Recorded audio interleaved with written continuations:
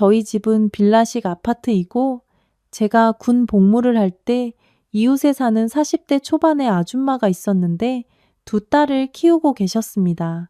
그녀는 이혼의 아픔을 겪었고 공장에서 반장으로 일하고 있었습니다. 제가 복학을 고민하며 방황하던 시절 아르바이트 자리를 소개해 준 사람이 바로 그녀였습니다. 그녀가 매일 일하는 바로 그 공장이었죠. 그곳은 주로 육류를 가공하고 분류, 포장하는 복잡한 작업을 하는 곳이었습니다. 집에서 거리도 적당했고 근무 시간이 다소 길긴 했지만 많은 사람들이 아는 곳이라 그곳에서 일을 시작하는 것이 괜찮은 선택이라고 생각했습니다.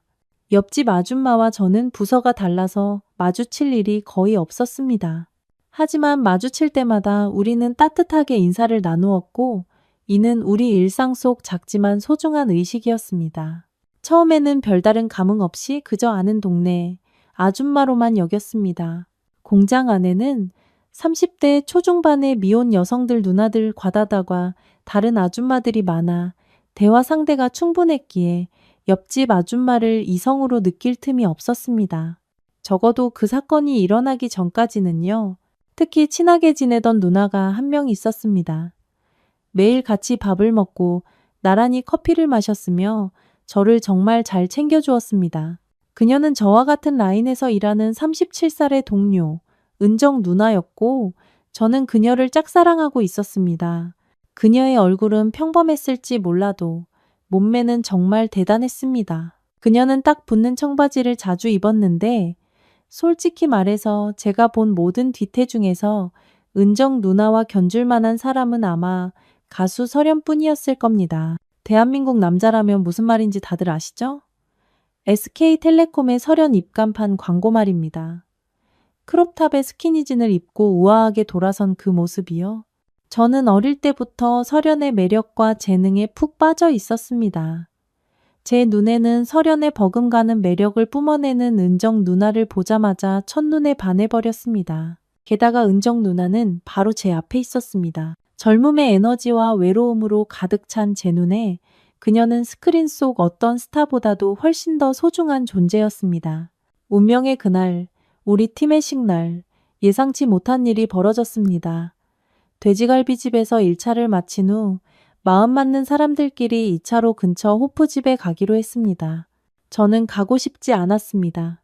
하지만 제가 좋아하는 은정 누나가 제 팔을 붙잡고 2차에 가자고 졸랐습니다. 저는 뭔가 특별한 일이 일어날지도 모른다는 기대감에 부풀어 뒤를 따랐습니다. 그런데 제 바로 맞은편에 앉은 사람은 다름 아닌 옆집 아줌마, 우리 팀 반장님이었습니다. 태연아, 우리 팀에서 너가 다른 사람들과 잘 어울리고 일도 성실하게 한다는 소문이 자자하던데 사실이야? 아, 정말요? 저는 그냥 시키는 대로 했을 뿐입니다. 일이 그렇게 어렵지도 않았고요. 그럴 줄 알았어. 넌 정말 남자답구나. 내가 사람 보는 눈은 꽤 정확하거든. 아줌마, 그거 칭찬이시죠? 당연히 칭찬이지. 여자는 여자답고 남자는 남자다워야 한다는 건 분명 칭찬의 의미잖아. 아무튼 네가 그렇게 말해주니 기쁘네. 네, 아무튼 열심히 해주셔서 감사합니다. 한잔 하시죠. 아줌마가 수줍게 웃으며 저를 쳐다보는데 눈에 초점이 없는 것이 약간 취하신 것 같았습니다. 네, 신경 써주셔서 감사합니다. 아줌마. 어이구, 뭘 이런 걸 가지고. 호호. 그렇게 저는 그녀와 진솔한 대화를 나누기 시작했습니다. 태연아 만나는 사람 있니? 아니요, 없습니다. 군대 갔을 때 여자친구가 바람나서요. 오구부, 어머 그랬구나? 그나저나 너 제대한 지 6개월 넘지 않았어? 네, 8개월 됐습니다. 어머나, 우리 태연이 많이 외롭겠네. 이 아줌마가 예쁜 아가씨라도 소개해줄까? 아닙니다. 괜찮습니다. 제 연애는 제가 알아서 할 수 있습니다. 하하, 말하는 것 좀 봐. 아줌마 상처받았다. 태연아, 너 혹시 은정이 좋아하니? 네? 순간 속마음을 들킨 것 같아 당황했습니다. 아니, 꼭 그런 건 아닙니다. 왜 그렇게 생각하세요? 아줌마는 돼지갈비집에 갔을 때부터 내 시선이 은정 누나에게만 꽂혀 있는 걸 느꼈다고 했다. 내가 전혀 그런 게 아니라고 설명하자 그녀는 너 은정이 좋아하면 안 돼라고 말했다. 궁금해서 이유를 물었더니 은정 누나가 공장장님과 몰래 사귀고 있다고 털어놓았다. 혹시라도 내가 그녀를 좋아하다가 마음이 상할까봐 알려주는 것이라고 했다. 솔직히 말해서 나는 깊은 실망감에 빠졌다. 내 인생은 되는 일이 하나도 없구나 라고 조용히 생각했다. 분노가 치밀어 나는 미친 듯이 술을 마시기 시작했다. 태연아, 너 그러다 쓰러지겠다. 천천히 마셔. 제가 만약 정신을 잃으면 아줌마가 저 집에 데려다 주실 거죠? 이 녀석아, 내가 왜 널 책임져야 하는데? 너랑 상관없잖아. 이웃 좋다는 게 뭐예요? 가는 길이 같으니 같이 가면 택시비도 아끼고 서로 좋은 거 아니겠어요? 알았어, 알았다고. 오늘 내가 너 책임질 테니 마시고 싶은 만큼 마셔. 내 시선이 은정 누나와 마주쳤을 때 그녀가 공장장님 곁에서 웃고 즐거워하는 모습이 갑작스럽고 충격적인 현실의 파도처럼 나를 덮쳤다. 나는 여기서 대체 뭘 하고 있는 거지? 절망에 빠져 있을 때 3차로 노래방에 가자는 제안이 나왔다. 저녁 내내 공장장님 곁에만 있던 은정 누나가 갑자기 내게 다가와 노래방 가자고 말했다. 태연아, 나랑 노래방 가자. 응? 그 순간. 나는 그들의 비밀 연애 속에서 나도 모르는 사이에 들러리 역할을 했을 뿐이라는 사실을 깨달았다. 그들이 내 존재는 신경도 쓰지 않고 데이트를 즐기기 위해 나를 불렀다는 생각에 분노가 치밀어 올랐다. 하지만 그녀가 내 팔에 팔짱을 끼고 애교를 부리자 내 마음은 살짝 누그러졌고 만약 그들의 연애가 잘못된다면 내게도 기회가 올지 모른다고 생각하게 되었다. 몇 번의 실랑이 끝에 나는 그들과 함께 노래방에 가게 되었다. 우리는 약 30분간 즐겁게 놀았고 잠시 쉬는 시간에 몇몇 사람들이 블루스 리듬에 맞춰 몸을 흔들기 시작했다. 공장장님과 은정 누나는 구석진 곳에서 우아하게 춤을 추며 그 순간의 리듬에 빠져 있었다.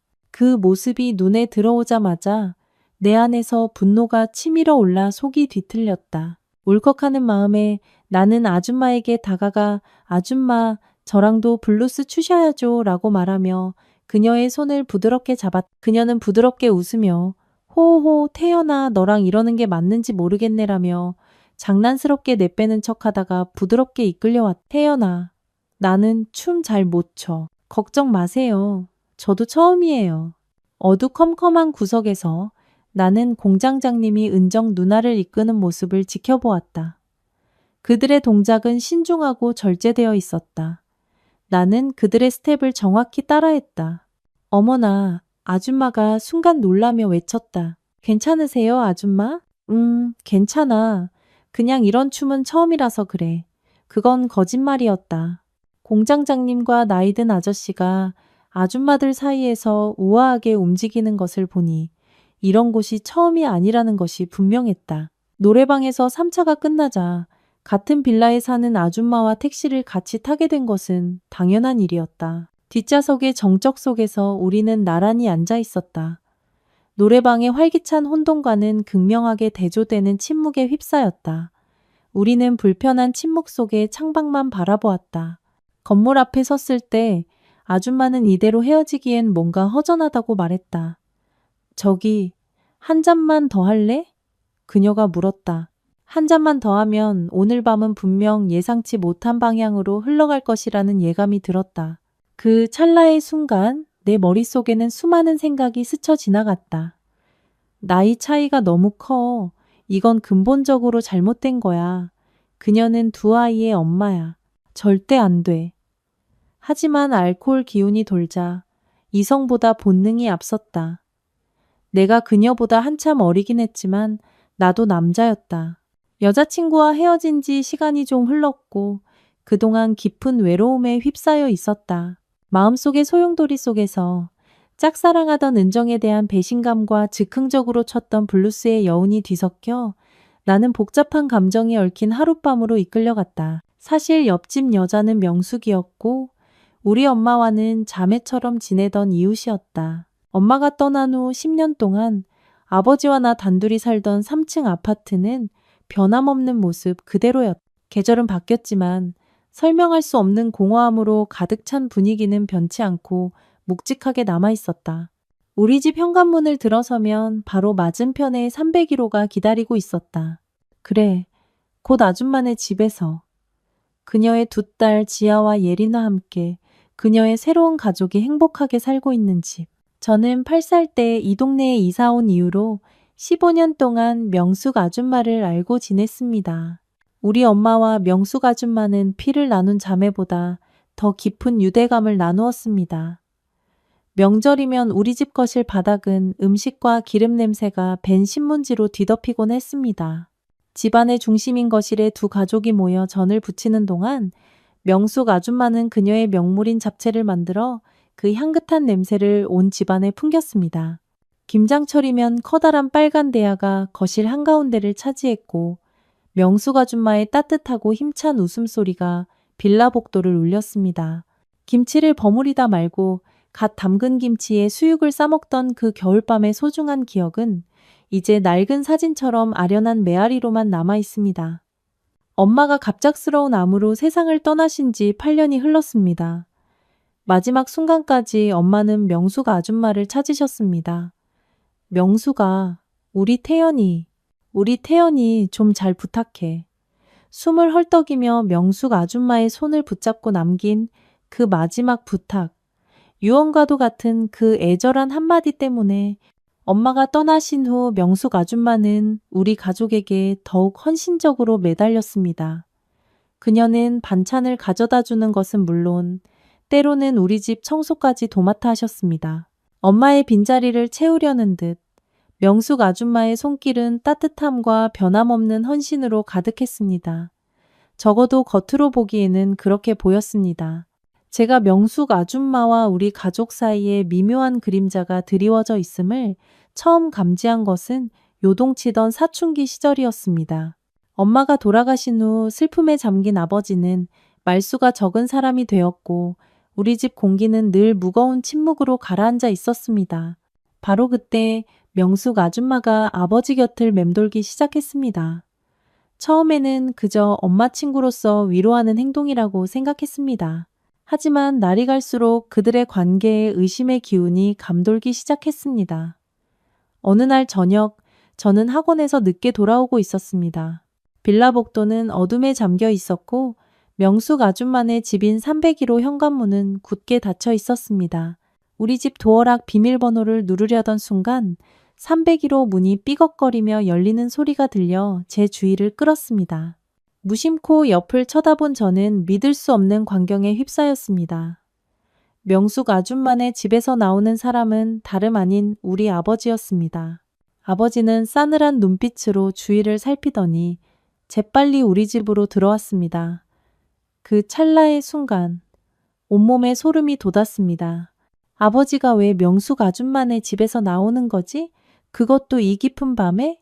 대체 어떻게 그 집 비밀번호를 아는 거지? 제 머릿속은 불확실한 생각들로 소용돌이쳤고 하나하나가 허공에 떠도는 물음표 같았습니다. 그날 이후 예리한 젊은 남자의 특유의 감각으로 무장한 저는 아버지와 명숙, 아줌마 사이의 관계를 유심히 관찰하기 시작했습니다. 그리고 몇 차례 더 의심스러운 상황을 목격했습니다. 아버지가 그녀의 집 앞에서 서성이는 것을 보았고 그녀가 우리 집 비밀번호를 누르고 들어오는 것을 목격했습니다. 그들의 은밀한 만남, 어둠 속에서 주고받는 낮은 속삭임, 그리고 눈을 마주치지 않으려는 명백한 긴장감. 이 모든 것이 그저 이웃 간의 친분으로 치부하기에는 너무나 이상하게 느껴졌습니다. 한때 아줌마는 두 딸을 혼자 키우며 삶의 어려움을 헤쳐나가는 싱글맘이었습니다.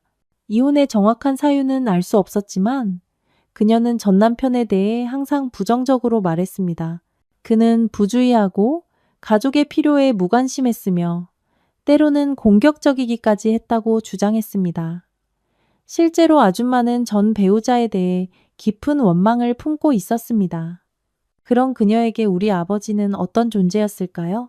요동치는 10대 시절, 저는 아버지와 명숙 아줌마 사이에 존재하는 듯한 알 수 없는 유대감에 완전히 어리둥절했습니다. 혼란이 저를 감쌌고 엄마에 대한 배신감, 아버지에 대한 실망감, 그리고 명숙 아줌마에 대한 복잡한 감정이 뒤엉킨 그물 같았습니다. 엄마가 그토록 신뢰하고 의지했던 그녀가 아버지 곁에서 엄마의 빈자리를 차지하려 한다는 생각에 깊은 혐오감이 들었습니다. 어린 마음 깊은 곳에서 저는 질투와 비슷한 감정을 느꼈던 것 같습니다.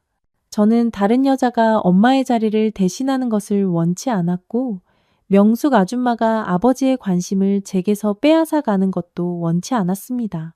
그 순간부터 저는 우리 사이에 거리를 두기 시작했습니다. 그녀가 반찬을 가져다 주면 저는 어색하게나마 고마움을 표현하고는 제 방으로 숨어버렸습니다. 그녀가 대화를 시도할 때마다 제 대답은 시큰둥했고 때로는 아예 등을 돌려버리며 소통 대신 침묵을 선택했습니다. 그녀는 안쓰러운 듯 저를 바라보며 태연아, 왜 그래?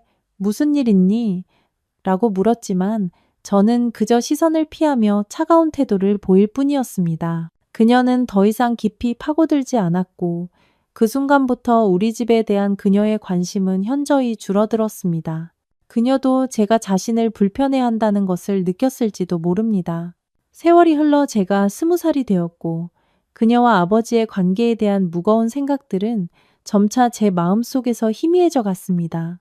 그들은 복도를 사이에 두고 바로 맞은편에 살았지만 요즘에는 거의 마주치는 일이 없었습니다. 복도에서 마주치더라도 불편한 목례나 짤막한 인사 정도가 전부였을 겁니다. 아버지가 새로운 여자를 만나고 그들의 관계가 오래전에 끝났다는 것을 알게 되었을 때 명숙 아줌마는 이미 우리 집에 완전히 발길을 끄는 상태였습니다.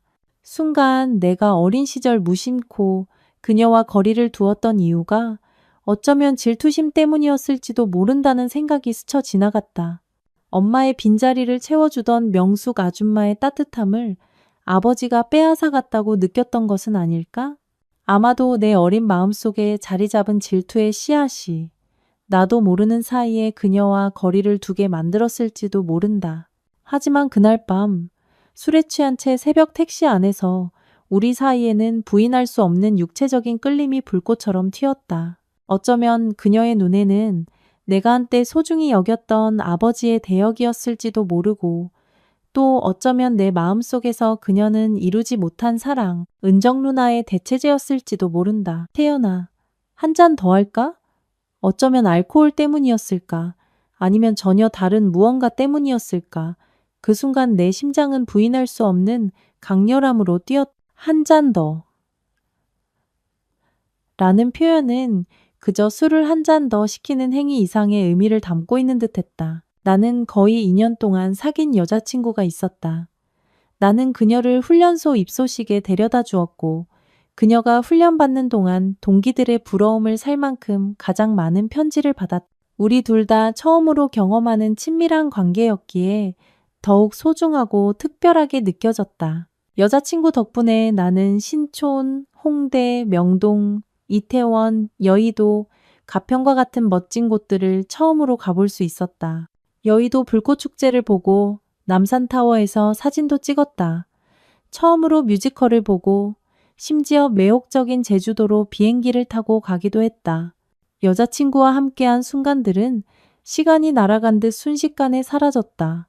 그러던 어느 평범한 날 입영 통지서가 내게 날아왔다. 처음에는 헤어지자고 제안한 것은 나였다.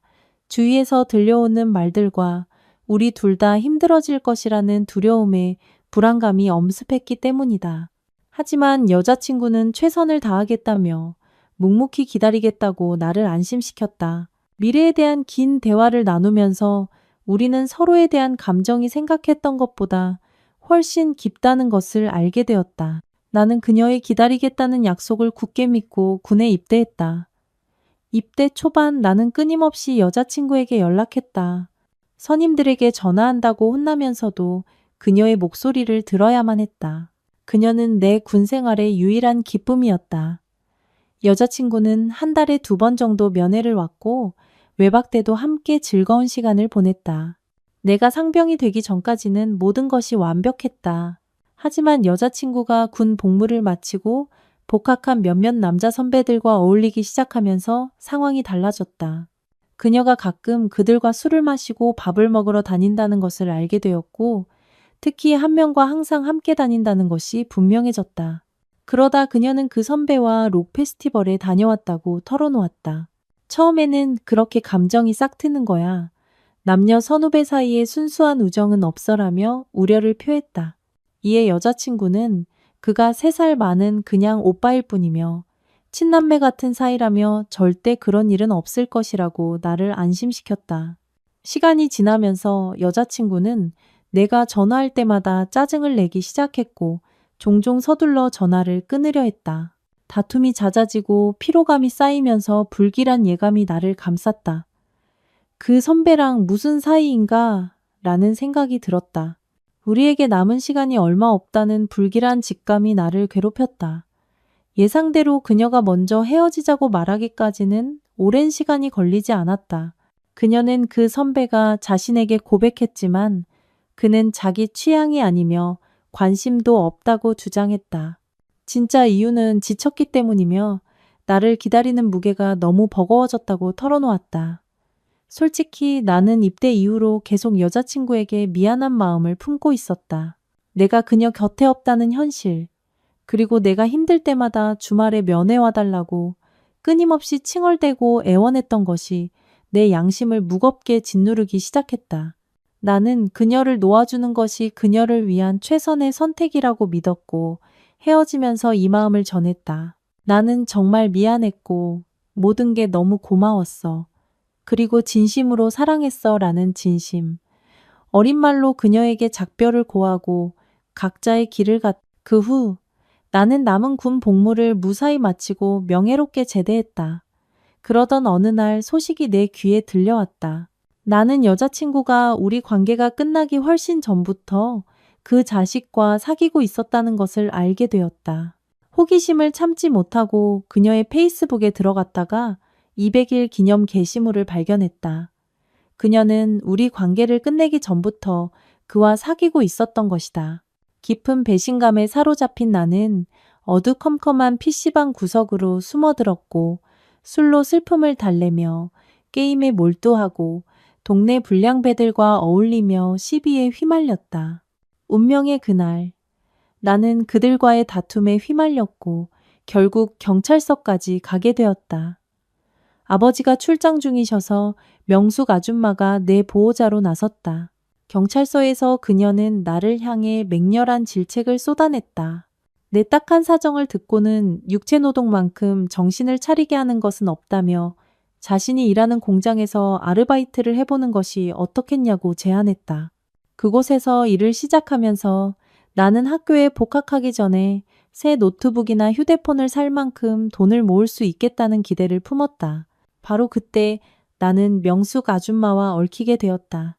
현명하지 못한 일인 줄 알면서도 부인할 수 없는 끌림이 우리를 떼어놓지 않았고 우리는 1년 동안 비밀리에 관계를 키워나갔다. 나는 내가 학교에 돌아가면 저절로 끝날 것이라고 정말로 믿었다. 나는 가벼운 불장난처럼 접근했다. 우리는 관계를 정의하지 않았고 사랑해나 좋아해 같은 고백을 기대하지도 않았다. 나는 그녀도 나를 그저 스쳐 지나가는 존재로 여길 것이라고 믿었다. 게다가 그녀와 아버지의 관계는 복잡하기 짝이 없었다. 하지만 내가 복학하고 동아리 후배와 사귀기 시작한 후에도 나는 일주일에 한 번 이상 명숙 아줌마를 찾아갔다.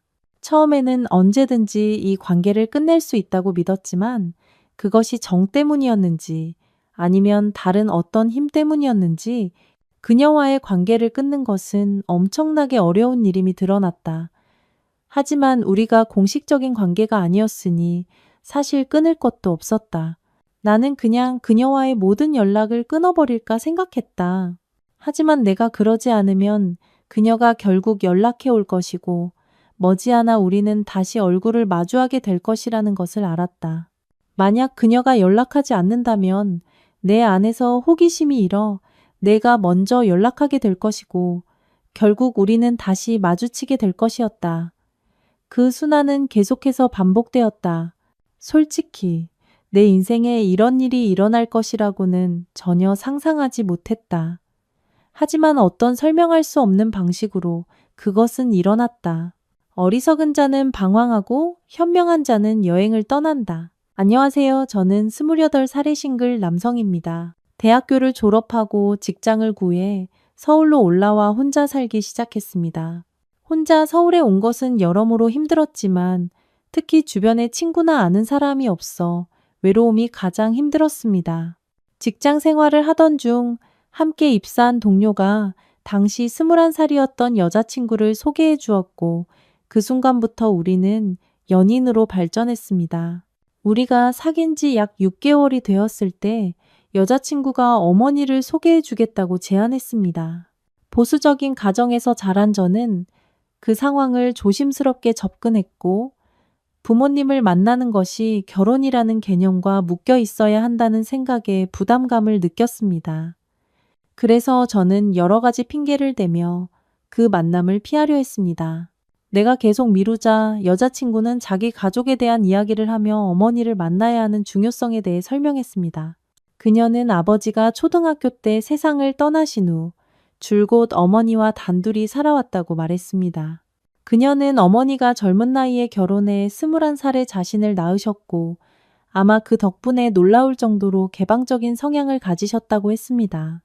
그녀는 지금도 친구처럼 너무나 가까워서 모든 비밀을 서로에게 털어놓을 수 있다고 말했습니다. 나는 그녀가 어머니에게 나에 대해 꽤 많은 이야기를 했을 것이라고 짐작했습니다. 결국 나는 여자친구의 집으로 가게 되었고 그곳에서 정중하게 그녀의 어머니를 소개받았습니다. 그녀의 어머니를 처음 뵈었을 때 나는 여자친구와 닮았다는 인상을 받았지만 40대 여성만이 가질 수 있는 매혹적인 성숙함, 요염한 매력이 있었습니다. 그녀는 부인할 수 없는 매력과 생기 넘치는 젊음을 지니고 있었고 30대 중반의 전성기처럼 보였습니다. 그녀의 몸매는 눈에 띄었고 옷차림과 스타일은 세련미를 물씬 풍겼으며 활기찬 성격은 첫 순간부터 나를 사로잡았습니다. 처음 만났을 때 그녀는 매력적이고 세련된 중년 여성이라는 인상을 주었습니다. 그녀의 어머니는 나를 볼 때마다 따뜻한 인사를 건네며 환한 미소를 지으셨습니다. 우리 정식이, 우리 잘생긴 정식이가 왔구나. 자주 놀러 오렴이라고 외치곤 하셨습니다. 낯가림이 심한 나조차도 그녀의 사랑스러운 얼굴을 보면 미소를 짓지 않을 수 없었습니다. 그녀가 정성껏 만들어준 음식은 집을 떠나 사는 나의 외로움의 고통을 덜어주기에 충분했습니다. 머지않아 나는 그녀의 어머니와 가까워지게 되었습니다. 결과적으로 나는 그녀의 어머니에게 더 자주 연락하기 시작했고 때로는 커피를 마시며 대화를 나누거나 여자친구가 없을 때도 함께 저녁을 즐기곤 했습니다. 몇 달이 지나면서 우리의 유대감은 깊어졌고 내가 여자친구와 나누는 친밀함을 반영하게 되었습니다. 우리는 함께 모험을 떠나고 새로운 곳을 탐험하며 나란히 식사를 즐기곤 했습니다. 어느 날 마침 그녀 어머니의 생일이었고 그래서 우리 셋 여자친구, 그녀의 어머니, 그리고 나은 함께 외식을 하기로 하고 그 행사를 위해 모였습니다. 약속 장소에 서서 기다리고 있자니 기대감이 온몸을 감쌌다. 내 시선은 수평선으로 향했고 그곳에서 여자친구와 그녀의 어머니가 다가오는 모습이 서서히 초점에 들어왔다. 누가 봐도 그들은 모녀라기보다는 자매에 가까웠고 특히 어머니를 보자 나는 깜짝 놀랐다. 그곳에 서 있는 사람은 내가 집에서 익숙하게 보던 그 여인이 아니라 완전히 세련된 모습의 인물이었다. 그날 그녀의 어머니는 오늘의 주인공은 나야 라고 선언하는 듯한 놀라운 노력이 엿보이는 분위기를 풍겼다. 몸에 딱 붙는 검은 드레스에 검은 망사 스타킹을 신은 그녀의 모습은 그야말로 숨막히게 아름다웠다.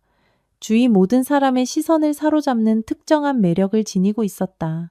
운동으로 다져진 그녀의 몸매는 어떤 옷을 입어도 아름다움을 발산했지만 그날은 유난히 정점을 찍었다. 그녀의 모습은 나를 완전히 사로잡았고 순수한 황홀경에 빠지게 했다. 오늘 패션이 꽤 과감하시네요. 그런데 정말 잘 어울려요. 그리고 오늘이 내 생일이니까 하루쯤은 괜찮겠지? 안 그래? 하루쯤은 괜찮을 거야. 이 드레스는 너무 야해서 한 번도 입어보지 못하고 사놓기만 했던 거거든. 순간 나를 위해 이 옷을 입으신 걸까? 하는 생각이 스쳐 지나갔다. 어머니, 이런 옷은 보통 썸 타는 남자에게 잘 보이려고 입는 거 아닌가요? 그렇긴 하지. 저 때문에 입으신 건 아니죠. 그것도 이유 중 하나지. 안 그래? 남자에게 매력적으로 보이고 싶은 건 모든 여자가 마찬가지 아니겠어? 하하. 여자의 아름다움은 꾸미기 나름이라고들 하는데 나는 그녀가 그렇게 놀랍게 변신할 수 있다는 것을 정말 몰랐다. 그녀는 완전히 다른 사람처럼 보였다. 식탁에 앉아 있는 동안 나는 음식이 코로 들어가는지 입으로 들어가는지도 모를 정도로 정신이 나갔다. 식사를 마치고 우리는 2차로 술을 마시러 갔다. 내 오른쪽에는 그녀의 어머니가, 왼쪽에는 여자친구가 서서 나를 가운데에 두고 팔짱을 꼈다. 그것은 정말 이상한 기분이었다. 모임의 분위기가 점점 무르익자 약간 취하신 듯한 그녀의 어머니가 내 앞에서 장난스러운 농담을 하기 시작했다. 그녀는 특정 나이대의 여성들이 흔히 하는 말을 했다. 알다시피 남자와 여자는 오래 가려면 속궁합이 잘 맞아야 해.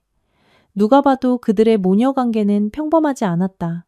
나는 그녀의 어머니와 유대감을 형성하기 시작했고 마치 그녀가 친구인 것처럼 딸의 남자친구 앞에서도 편안해하는 사람처럼 느껴졌다.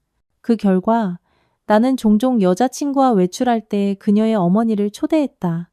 놀랍게도 여자친구는 그것을 진심으로 좋아했다. 그녀는 내가 그녀의 어머니를 챙겨주는 것에 대해 고마움을 표현했다. 우리 셋은 함께 술을 마시고 영화를 보고 식사를 즐기며 시간을 보냈다. 그리고 그때 그 사건이 일어났다. 여자친구가 친구들과 3박 4일 제주도 여행을 떠난 그날, 그녀의 어머니와 나는 그녀의 집에서 술을 마시게 되었고 그 만남은 결국 우리를 예상치 못한 경계를 넘게 만들었다. 그날 이후 여자친구가 여행에서 돌아왔을 때 말없는 긴장감이 우리를 감쌌다. 죄책감이 공기 중에 머물렀고 우리는 감정의 섬세한 풍경을 조심스럽게 헤쳐나갔다. 한동안 우리는 우리가 함께 겪은 경험의 무게가 일어나지 않은 것처럼 평범함의 가면을 쓰기로 했다. 하지만 숨겨진 진실을 전혀 모르는 내 여자친구는 우리 셋이 오랜만에 함께 술을 마시자고 제안했다. 여자친구가 내게 애정을 쏟아붓자 어머니는 슬픔인지 분노인지 분간하기 어려운 표정으로 지켜보았다. 조용한 한숨과 함께 그녀는 그 자리에서 물러나기로 했다. 나중에 질투심이 그녀 안에서 일어났다는 것을 알게 되었다. 며칠 후 그녀의 어머니로부터 중요한 할 말이 있다는 메시지가 도착했다. 약속 장소로 가는 내내 뚜렷한 긴장감이 온몸을 감쌌다. 그녀는 모든 일에 책임을 내게 돌릴까? 대체 무슨 말을 하려는 걸까? 머릿속에서 상반된 생각들이 소용돌이치는 가운데 나는 지정된 약속 장소에 도착했다. 다소 불편한 인사를 나눈 후 나는 그녀의 어머니가 운전하는 차의 조수석에 앉았다. 무거운 침묵이 영원처럼 느껴지는 시간 동안 분위기를 짓눌렀다. 최근 여자친구가 새 직장을 시작한 이후로 우리는 더 자주 다투게 되었다. 내가 그 이유 때문에 불려온 걸까? 아니면 우리 사이에 일어났던 일을 마무리하기 위해 만나자고 한 걸까? 나는 반복해서 한숨을 쉬었고 불안의 파도가 나를 덮쳤다. 마침내 그녀의 어머니가 침묵을 깼다. 꽤 불안해 보이네. 왜 그래? 내가 수진이랑 헤어지라고 할까봐 걱정돼? 아, 아니요. 그냥 무슨 말씀을 하실지 궁금해서요. 나는 그녀의 표정을 읽으려 애쓰며 중얼거렸다. 긴 여정 끝에 차는 어느 소박한 카페의 조용한 주차장에 멈춰섰다. 여기서 커피나 한잔 할까? 인간관계는 종종 파악하기 어렵게 느껴지지만 때로는 그 단순함을 드러내기도 해. 사람들은 떠나가고 새로운 인연이 나타나지. 거의 1시간 동안 생각을 나눈 후 우리는 카페를 떠났고 그녀의 어머니가 예기치 않게 물었다. 내가 내 집에 가서 밥이나 해줄까? 순간 나는 믿을 수 없었다. 우리 집으로 가자는 말씀이세요. 제 집에요? 나는 다시 물었다. 그녀의 어머니는 내 생활 방식에 대한 진정한 호기심을 표현했고, 나를 위해 따뜻한 식사를 준비해주고 싶어 했다. 그녀의 말은 내게 깊은 울림을 주었다. 그녀는 내가 여자친구의 감정을 얼마나 깊이 이해하지 못했는지 알게 되었다며 우리 관계를 끝내는 것이 최선이라고 말했고 수진이를 잘 부탁한다고 당부했다. 그녀는 오늘이 우리 둘이 단둘이 만나는 마지막 날이 될 것이라고 단호하게 말했다. 무거운 짐이 벗겨지는 듯한 안도감이 밀려왔지만 그 감정과 함께 날카로운 실망감이 뒤섞여 있었다. 한때 그녀의 어머니와 나누었던 편안한 우정이 다시는 돌아오지 않을 것이라는 인식이었다. 네, 지금부터는 수진이를 소중히 여기겠습니다. 여자친구와 이 여정을 시작한 지 3년이 지났다. 그 격동의 시기에 우리를 한계까지 몰아붙이고 가장 깊은 결점까지 드러낸 싸움을 겪은 후에야 우리는 마침내 서로를 받아들이고 소중히 여기는 방법을 찾았고 심지어 결혼을 약속하기까지 했다. 여자친구가 직장을 그만두고 새로운 회사로 옮긴 후 그녀는 적응에 어려움을 겪었고 한동안 꽤 예민해졌다. 어느 주말 그녀는 대학교 남자 선배를 만나도 괜찮겠냐고 물었다. 그가 시골에서 서울로 올라왔다고 연락해왔고 공짜 밥이나 얻어먹으며 안부를 묻자고 제안했다는 것이다. 나는 그녀가 겪고 있는 스트레스를 풀 좋은 기회가 될 것이라고 믿고 흔쾌히 허락하며 전폭적으로 지지했다. 내 걱정을 덜어주려는 듯 여자친구는 그 선배가 이혼했고 별 볼 일 없다고 아무렇지 않게 말했고 나는 걱정을 덜고 즐거운 식사를 하라고 안심시켰다. 여자친구는 가끔 문자를 보냈고 집으로 돌아가는 길에도 연락을 해주어 나를 안심시켰다. 다음 날은 너무나 익숙한 방식으로 흘러갔다. 하지만 정확히 일주일 후 나는 여자친구의 나에 대한 태도가 변했음을 감지했다. 약 5일 후 그녀는 한동안 연락을 끊자고 제안했다. 스트레스의 무게 속에서 그녀에게 휴식이 필요하다는 것을 인식하고 나는 동의했다. 침묵의 3일째 되던 날 내가 먼저 연락을 시도했지만 내 노력은 응답받지 못했다. 4일째 되던 날 그녀에게서 문자 메시지가 도착했다. 메시지는 차가운 돌풍처럼 날아왔고 지난 3년간의 힘든 싸움을 드러내는 일방적인 작별 인사였다. 그것은 현실적이고 감정적인 소진에 대해 말했고 토론이나 논의의 여지를 남기지 않았다. 그 순간 내 생각은 완전히 사라진 것 같았다. 그녀 곁에서 오랫동안 그녀의 싸움을 지켜봤기에 가슴 찢어지는 순간이었지만 나는 그녀의 선택을 받아들였고 나 또한 앞으로 나아가기 위해 노력하겠다고 답했다. 며칠간의 내적 갈등 끝에 나는 전 여자친구의 인스타그램을 둘러보고 있었다. 그녀는 자신의 힘든 경험의 깊이에 대해 공유했다. 나는 호기심 어린 눈으로 그녀의 프로필 사진을 뜯어보며 그녀의 카카오톡을 훑어보았다. 갑자기 운명처럼 낯선 남자의 사진이 내 인스타그램 탐색 페이지에 나타났다. 망설일 틈도 없이 나는 그것을 클릭했고 그 옆에 서 있는 내가 아는 여자를 발견했다. 절대 아니야. 나는 생각했다. 그럴 리 없어. 하지만 그 불길한 예감은 결코 틀리지 않는다.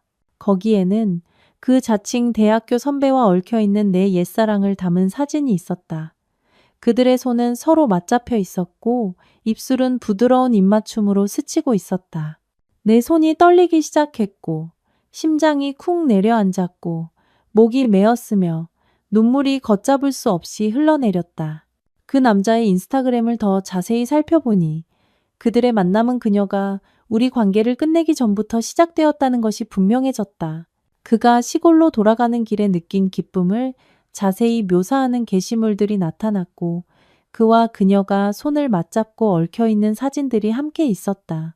한때 그녀가 내게 별 볼 일 없다고 일축했던 그 남자에게 그런 애정을 보이는 것을 목격하자 내 안에서 분노가 치밀어 올랐고 깊은 배신감을 느꼈다.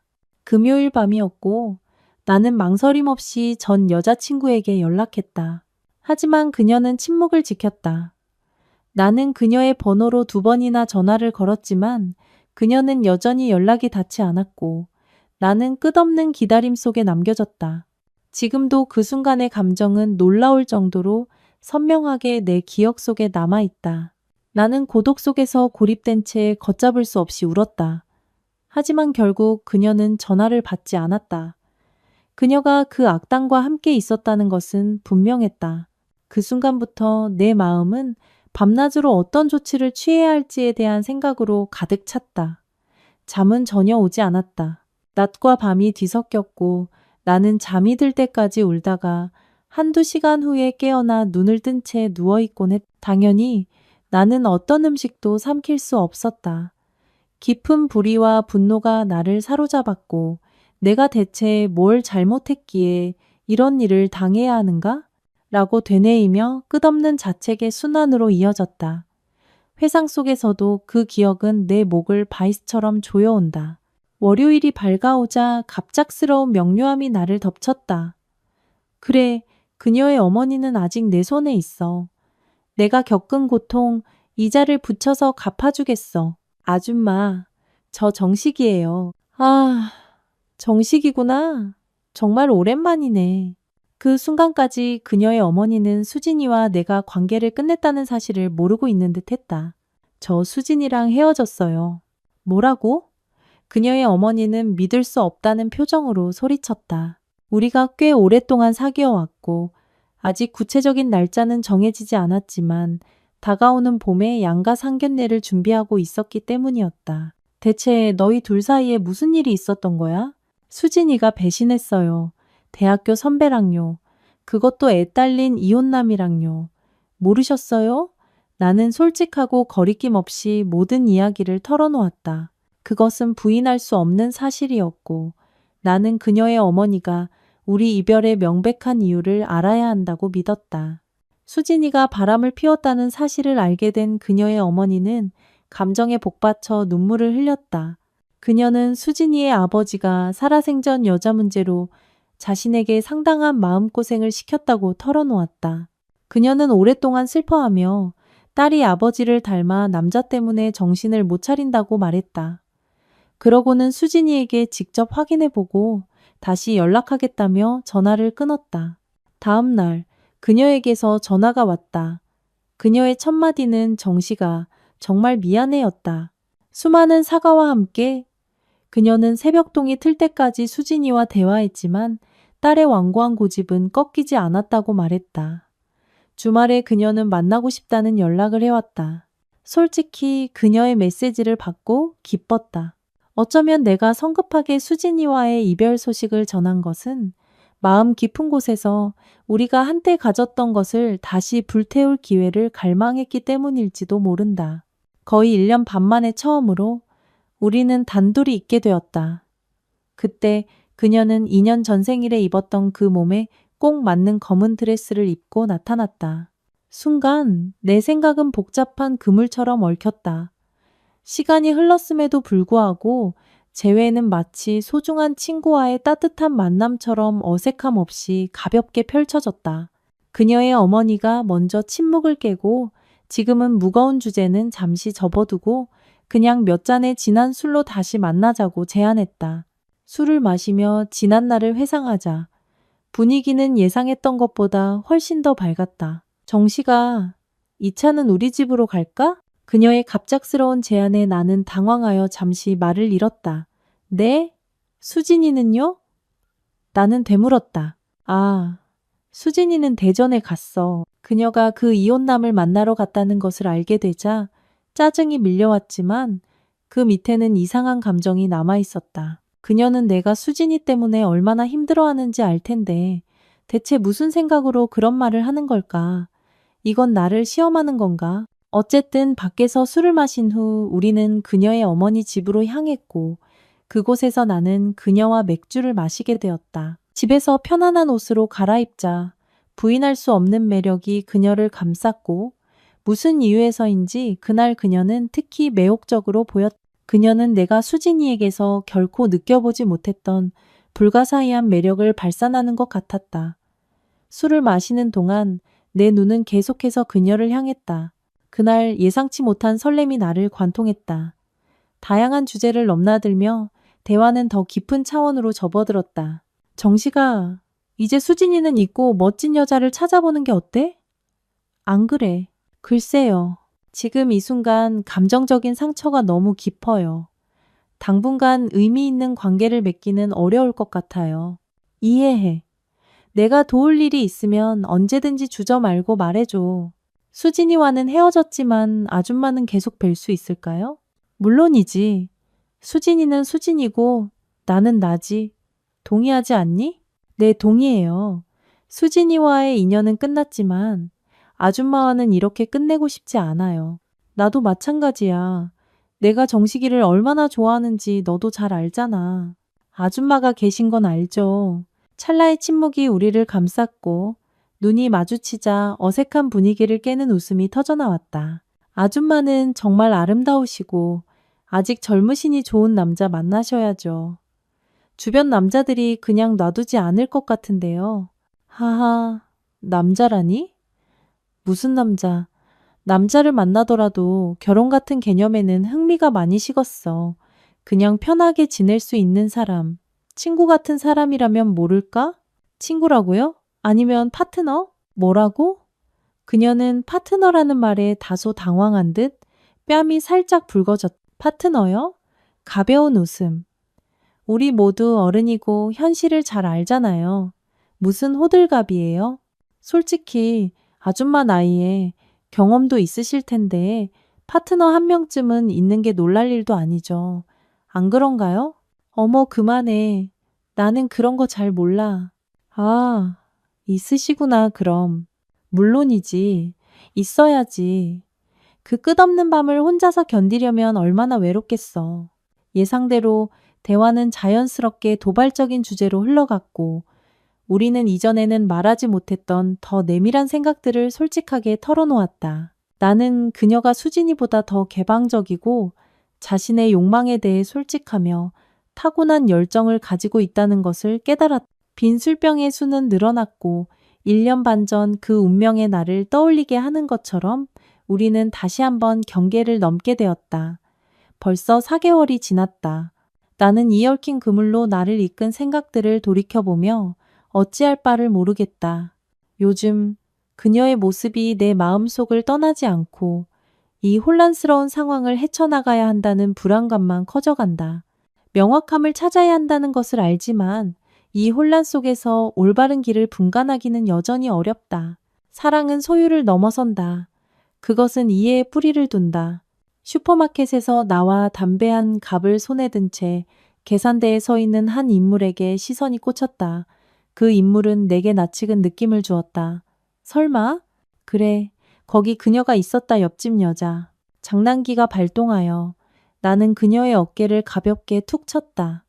그녀는 고개를 돌렸고 얼굴에는 놀라움이 스쳐 지나갔다. 아줌마, 저 태연이에요. 어떻게 지내셨어요? 어머나, 누군가 했네. 그녀는 나를 알아보고는 부드러운 미소를 지었다. 어머, 태연이구나. 왜 그렇게 재밌어 하세요? 제 얼굴에 뭐라도 묻었나요? 아니, 그건 아니야. 그냥 네가 이제 꽤 어른스러워 보여서. 그녀는 한참 동안 나를 위아래로 훑어보았다.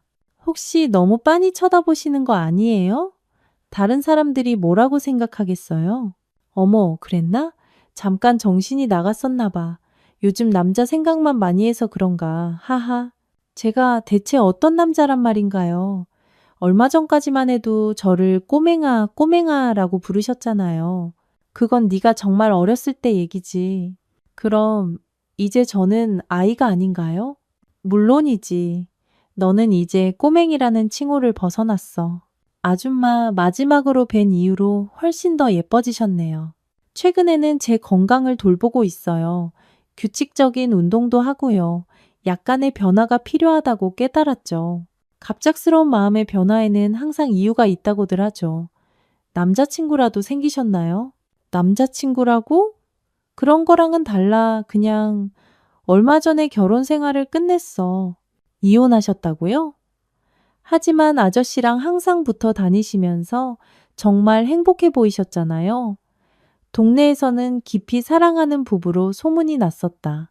나는 그들의 이혼 소식에 깜짝 놀랐다. 초등학교 때 제가 편지로 아줌마에게 제 마음을 털어놓았던 거 기억하세요? 그게 밸런타인데 이때였나? 그런 거 같아요. 어렸을 때 제가 아줌마를 남몰래 짝사랑했었잖아요.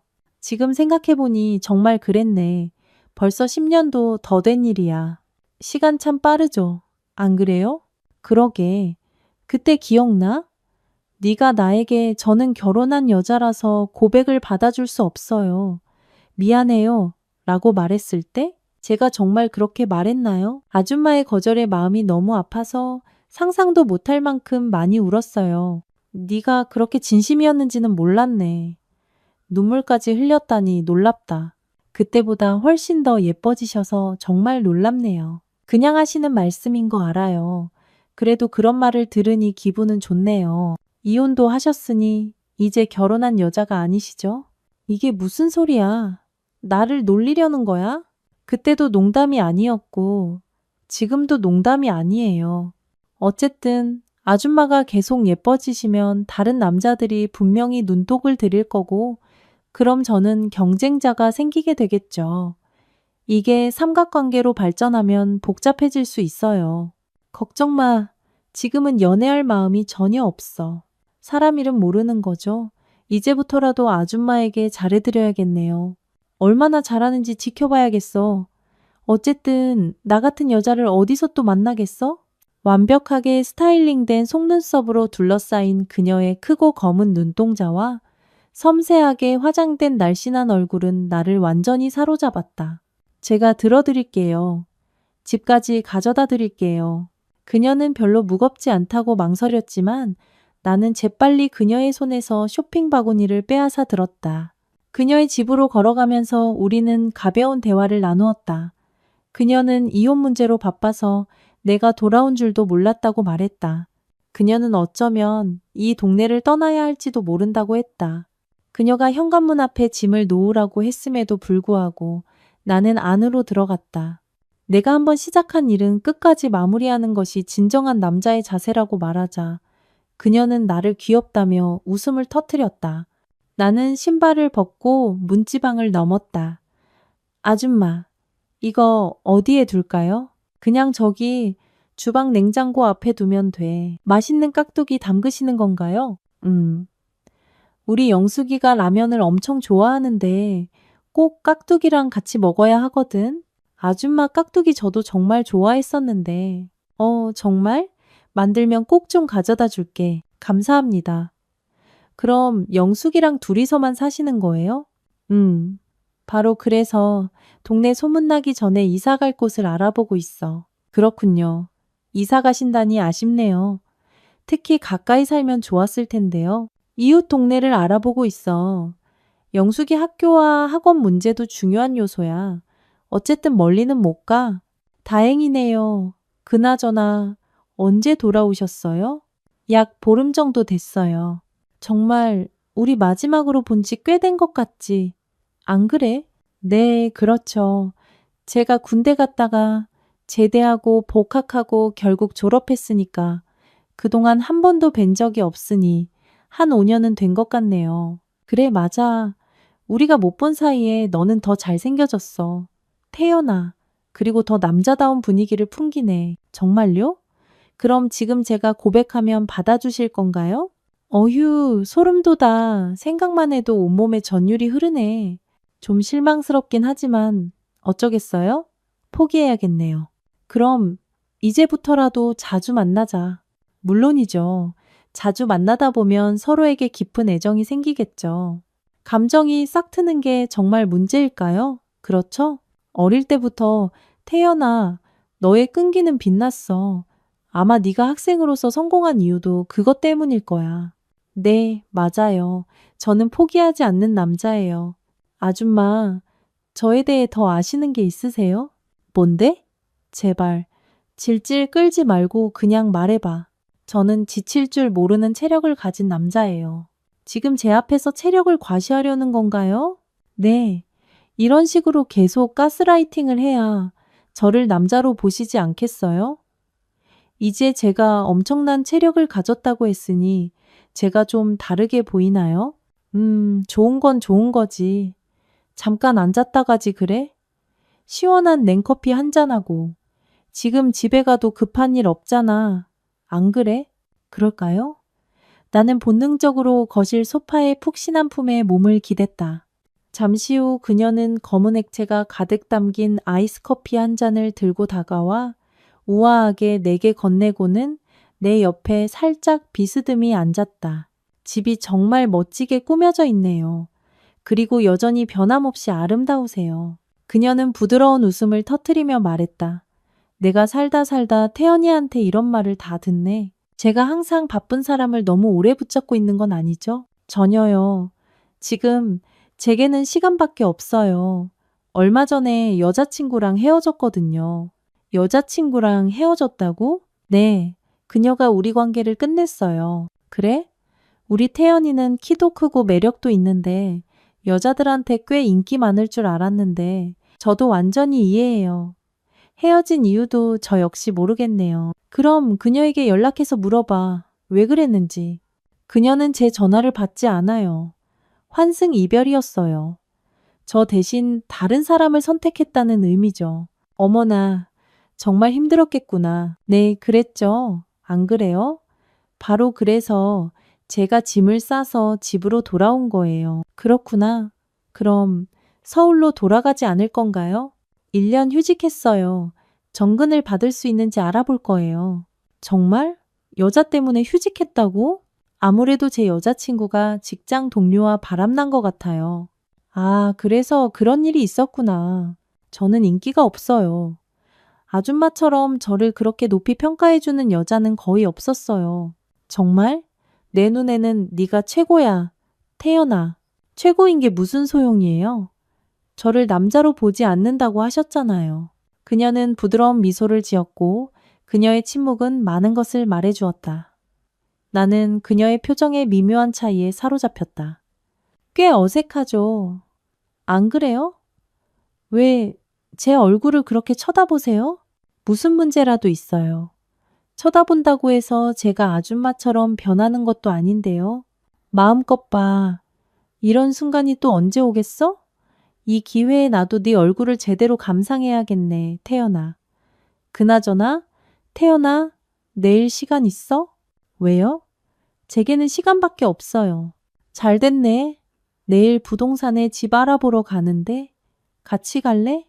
저는 아줌마 남자친구도 아니고 남편도 아닌데 같이 갈 이유가 뭐가 있어요? 정말 이렇게 나올 거야? 나한테는 부탁할 사람이 아무도 없어. 요즘 전세 사기니 부동산 사기니 말도 많아서 혼자 나가기가 무서워. 그녀의 말을 듣고 내 입가에 희미한 미소가 번졌다. 나는 장난스럽게 물었다. 어머, 정말요? 그럼 저한테 뭘 해주실 건데요? 계속 그렇게 쪼잔하게 굴 거야? 이 세상에 공짜는 없어요. 지친 한숨과 함께 그녀가 물었다. 좋아, 그럼 원하는 게 뭔데? 데이트 상품권이에요. 데이트 상품권? 네, 하지만 앞으로 3개월 동안 일주일에 한 번씩 단둘이서만 데이트해주는 조건이에요. 어때요? 3개월? 너무 심한 거 아니야? 정말 심한가요? 저 같은 총각이 아줌마를 데리고 나가면 아줌마한테도 좋은 거 아니겠어요? 오랜 고민 끝에 그녀는 웃음을 터뜨리며 선언했다. 좋아, 알았어. 그렇게 하자. 정말이요. 어휴, 너무 쉽게 넘어가시니 재미없잖아요. 정말 계속 놀릴 거야? 다음 날, 나는 그녀와 함께 부동산에 가기 위해 만났다. 그녀는 화사한 하늘색 원피스에 누드 스타킹을 신고 있었다. 이렇게 예쁘게 차려입으신 이유가 뭔가요? 무슨 소리야? 그냥 평소처럼 입은 건데. 태연아, 운전할래? 물론이죠. 일주일 내내 우리는 집을 찾아 여러 부동산을 돌아다녔다. 아늑한 카페에서 차를 마시고 때로는 함께 저녁을 즐기기도 했다. 분위기는 두 영혼 사이의 매력적인 데이트를 연상시키듯 자연스럽게 평온했다. 태연은 그녀와 함께 보낸 이 시간이 처음 생각했던 것만큼 불쾌하지는 않다고 생각했다. 저는 33세의 남자입니다. 몇 달 전 저는 5년 이상 몸담았던 회사를 떠나기로 결심했습니다. 제가 떠나기로 결심한 이유는 저와 함께 회사에 입사한 동료였던 여자친구 때문이었습니다. 1년 넘게 사귄 후 그녀는 갑자기 관계를 끝내고 싶다고 밝혔습니다. 그녀는 이유에 대해 침묵을 지켰고 단지 관계를 끝내고 싶다는 내용의 문자 메시지만 보냈습니다. 그 후 그녀는 제 전화에도 응답하지 않았습니다. 직장에서 마주칠 때마다 그녀는 저를 모르는 척했고 그것은 가슴 아픈 광경이었습니다. 얼마 후 제가 꽤 좋아했던 동료와 그녀가 사귄다는 소문이 제 귀에 들려왔습니다. 상황을 돌이켜보니 저는 무심코 환승 이별의 여파에 휘말려 있었다는 것이 분명해졌습니다. 제가 신뢰했던 사람들로부터 배신당했다는 생각만으로도 그곳에서 계속 일하는 것은 견딜 수 없었습니다. 저는 휴직계를 제출하고 고향으로 돌아왔습니다.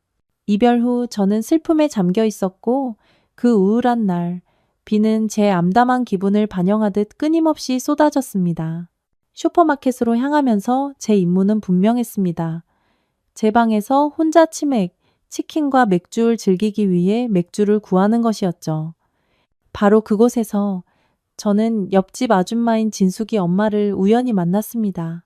마치 운명이 우리 삶의 직물에 그 복잡한 시를 엮어놓은 것 같았습니다. 결국 그녀는 제 첫사랑이었습니다.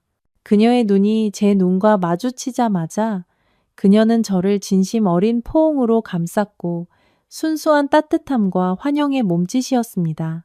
어릴 때부터 그녀는 저를 친아들처럼 키워주셨고 저는 제 집처럼 느껴지는 그녀의 집을 자주 방문했습니다. 우리의 유대감은 믿을 수 없을 정도로 강했습니다. 제가 사춘기의 격동기에 접어들면서 우리 사이에는 균열이 생기기 시작했습니다. 그 시절 제 순수함은 그녀와 잠깐 눈이 마주치는 것만으로도 뺨에 붉은 기운이 솟아오르게 했고 압도적인 감각으로부터 도망쳐 피난처를 찾게 만들었습니다. 그녀가 제가 그곳에 있는 목적에 대해 물었을 때 저는 지루함 때문에 간식을 찾으러 왔다고 고백했습니다. 그녀는 왜 건강에 해로운 것에 탐닉하느냐고 꾸짖었고 비가 오는 것을 감안하여 그녀가 준비하고 있는 전에 함께하자고 초대했습니다. 저는 정중하게 거절하며 이미 치킨을 주문했고 혼자 술을 마신 후 편안한 낮잠을 잘 생각이라고 설명했습니다. 이에 그녀는 저를 다시 꾸짖었습니다. 우리 마지막으로 만난 지 오래됐잖아. 혼자 술을 마신다는 게 무슨 소리야. 내가 보고 싶지 않았어? 그녀가 물었습니다. 의심할 여지 없이 그녀의 부재는 제 마음에 무겁게 내려앉았습니다. 솔직히 그녀는 제 인식 속에서 여전히 아름다웠습니다. 정말이지. 제 심장은 아주 살짝 떨렸습니다. 그래서 나에게 연락하는 것을 망설였던 게 뭐야? 어휴, 제가 어렸을 때 제 마음에 상처를 입혔던 거 기억 안 나세요? 내가 언제 그랬는데? 제가 아줌마 앞에서 제 마음을 다 털어놓았는데 거절당했잖아요. 아, 그래서 나에게 연락하지 않기로 결심했던 거구나? 물론이죠. 남자와 여자의 구분은 명확해야 하잖아요. 안 그래요? 정말이지. 그렇게 표현하는 걸 들으니 꽤 우습네요. 그냥 장난이에요. 사실 저는 훨씬 더 인상적인 모습으로 아줌마 앞에 나타나고 싶었어요. 그래서 부분적으로는 그녀의 장바구니를 도와주기 위해 저는 그녀를 따라 집으로 갔습니다. 그녀와의 인연은 제 유치원 시절부터 시작되어 20년이 넘는 세월을 아우릅니다. 그녀는 저에게 그녀와 그녀의 남편이 지난 5년 동안 주말 부부로 지내왔으며 최근에 이혼으로 갈라섰다고 털어놓았습니다. 그 말을 듣자마자 제 마음 깊은 곳에서 무언가 꿈틀거리기 시작했습니다. 그녀는 더 이상 결혼한 여자가 아니다. 겉으로는 그녀를 위로하는 척했지만 속으로는 기쁨의 감정이 피어났습니다.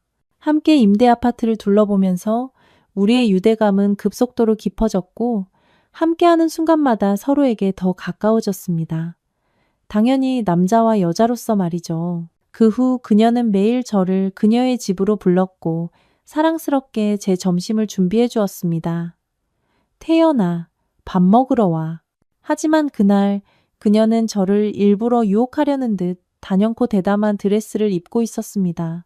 그녀의 눈에 띄게 다른 모습은 저를 당황하게 했고 저는 저도 모르게 꿀꺽침을 삼켰습니다. 그녀는 임박한 이사 때문에 우울한 기분을 표현했고, 기분 전환의 수단으로 자신의 스타일에 변화를 주었다고 했습니다. 그러고 나서 그녀는 술 한잔하고 싶다고 표현했고, 우리가 술을 마시면서 해가 지기 시작했습니다. 진숙이가 언제 돌아오는지 묻자 그녀는 딸이 친구들과 서핑을 하러 동해안으로 여행을 떠났고 오늘 밤에는 집에 들어오지 않을 것이라고 밝혔다. 이것이 그녀가 이른 시간부터 나와 술을 마시고 있었던 이유인 것 같았다. 술에 취한 상태에서 그녀는 내게 여자친구와의 이별 이유에 대해 반복해서 묻기 시작했다. 나는 솔직하게 우리가 1년 넘게 사귀었고 즐거움이 사라지면서 결국 차였다고 털어놓았다. 그녀는 우리 관계가 끝난 정확한 시점과 내가 관심을 갖는 여성의 유형 등 다양한 주제에 대해 묻기 시작했다. 솔직히 말해서 술 한잔 후에 몇 가지 야한 생각이 머릿속을 스쳐 지나갔고 알코올을 촉매제로 삼아 나는 거침없이 대담한 말들을 쏟아내기 시작했다. 사실 저는 우리의 이별이 성적인 부조화에서 비롯되었다고 생각해요. 정말이야? 대체 얼마나 심했길래 그것 때문에 차였어? 순간 그녀의 눈이 커졌고 나는 그녀가 깊이 집중하며 진지한 표정을 짓고 있는 것을 느낄 수 있었다. 아줌마, 이런 대화 좋아하세요? 물론이지. 나는 야한 이야기가 정말 흥미로워. 제가 여자 경험이 부족해서 여자친구에게 부족함을 느꼈던 것 같아요.